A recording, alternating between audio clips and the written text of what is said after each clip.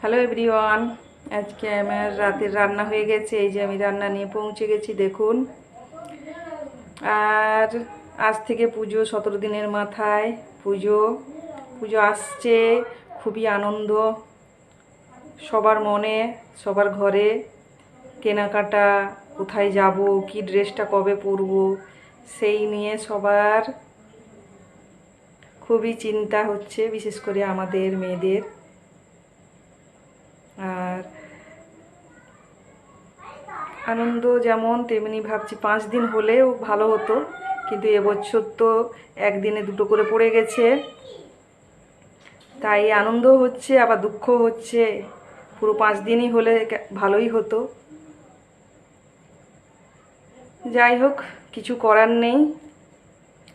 আর এই যে আমার রাতের রান্না দেখুন, সয়াবিন আলুর কষা করেছি হালকা, আর ডিম আলুর কারি, পেঁয়াজ, কাঁচা লঙ্কা, রসুন সব দিয়ে আমি সাজিয়ে নিয়েছি। কেমন হয়েছে সাজানোটা কমেন্টে জানাবেন। কার ঘরে কী রান্না হয়েছে নিশ্চয়ই কমেন্টে বলবেন। ধন্যবাদ। শুভরাত্রি, গুড নাইট, নমস্কার।